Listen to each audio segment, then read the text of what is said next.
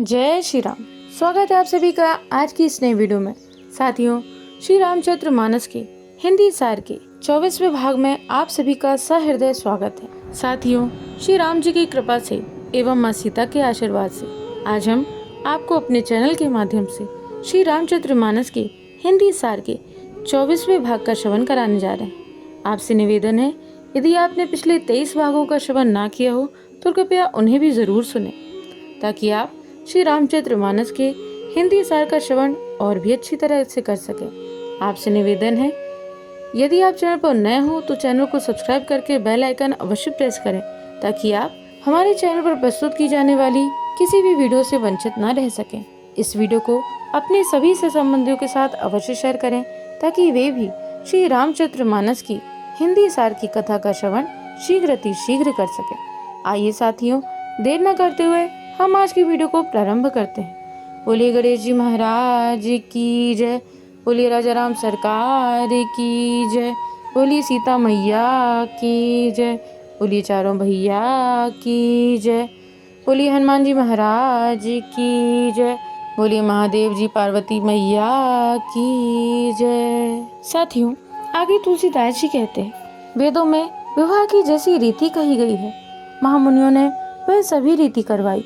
पर्वतराज हिमाचल ने हाथ में कुश लेकर तथा कन्या का हाथ पकड़कर उन्हें भवानी शिव पत्नी जानकर शिव जी को समर्पण किया। जब महेश्वर शिव जी ने पार्वती का पाणी ग्रहण किया, तब इंद्रादि सब देवता हृदय में बड़े ही हर्षित हुए। श्रेष्ठ मुनिगण वेद मंत्रों का उच्चारण करने लगे और देवगण शिव जी का जय जयकार करने लगे। अनेकों प्रकार के बाजे बजने लगे। आकाश से नाना प्रकार के फूलों की वर्षा हुई। शिव पार्वती का विवाह हो गया।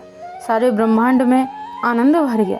दासी, दास, रथ, घोड़े, हाथी, गाय, वस्त्र और मणि आदि अनेक प्रकार की चीजें, अन्न तथा सोने के बर्तन गाड़ियों में लदवाकर दहेज में दिए, जिनका वर्णन नहीं हो सकता। बहुत प्रकार का दहेज देकर फिर हाथ जोड़कर हिमाचल ने कहा, हे शंकर, आप पूर्ण कामी हैं, मैं आपको क्या दे सकता हूँ। इतना कहकर वे शिव जी के चरण कमल पकड़कर रह गए।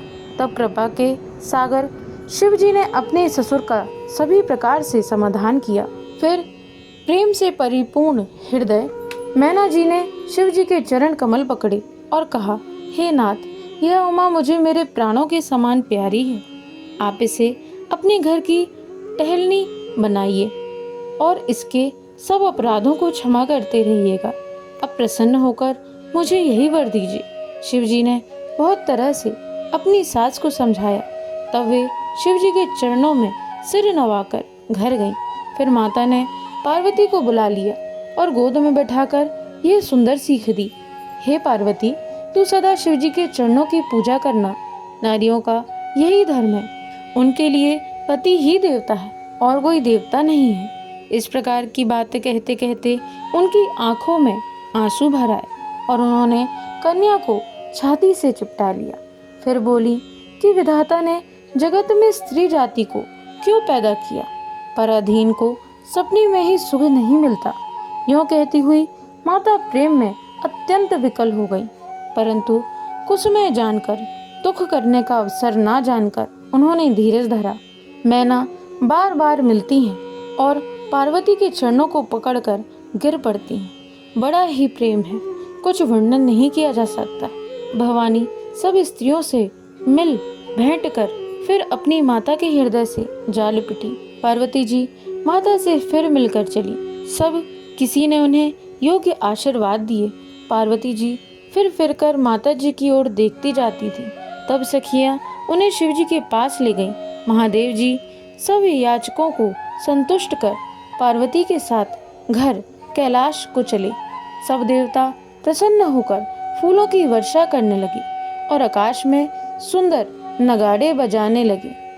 बोलिए महादेव जी की जय, बोलिए माता पार्वती की जय। तब हिमवान अत्यंत प्रेम से शिव जी को पहुंचाने के लिए साथ चले।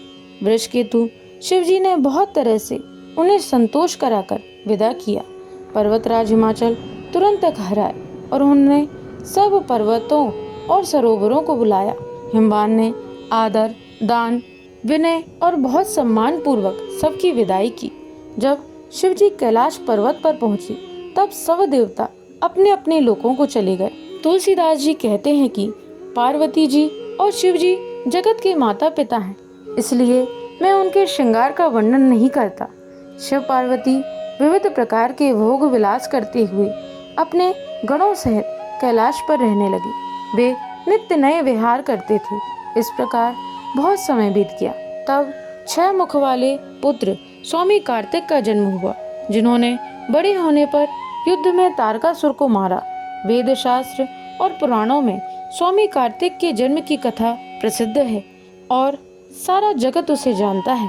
षडानन स्वामी कार्तिक के जन्म, कर्म, प्रताप और महान पुरुषार्थ को सारा जगत जानता है, इसलिए मैंने वृषकेतु शिव जी के पुत्र का चरित्र संक्षेप में ही कहा है।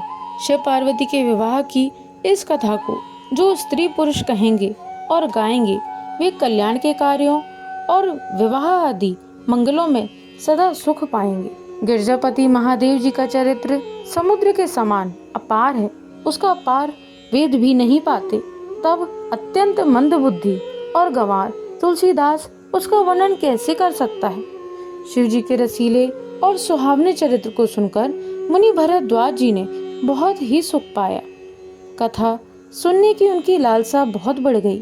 नेत्रों में जल भर आया तथा रोमावली खड़ी हो गई। वे प्रेम में मुग्ध हो गए।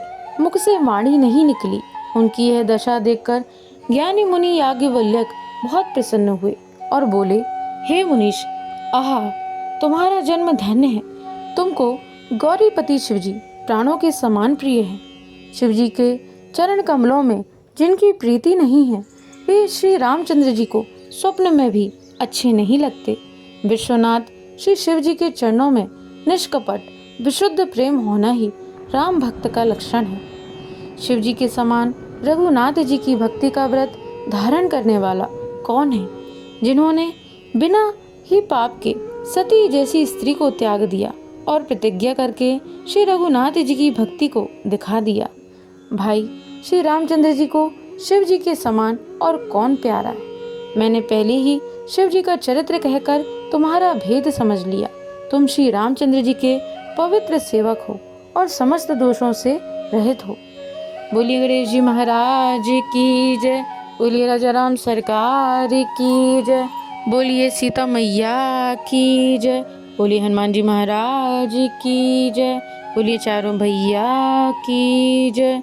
बोलिए महादेव जी माता पार्वती की जय। साथियों, यह था श्री रामचरितमानस के हिंदी सार का 24वां भाग। आशा करते हैं आपको यह वीडियो अवश्य पसंद आई होगी। साथियों, वीडियो पसंद आई हो तो वीडियो को लाइक करें। यदि आप चैनल पर नए हो तो चैनल को सब्सक्राइब अवश्य करें और बेल आइकन अवश्य प्रेस करें, ताकि आप हमारे चैनल पर प्रस्तुत की जाने वाली समस्त वीडियो का लाभ शीघ्र अति शीघ्र ग्रहण सकें। आज के लिए साथियों इतना ही। आपका दिन मंगलमय हो। जय श्रीमन नारायण, जय श्री हरि। राधे राधे।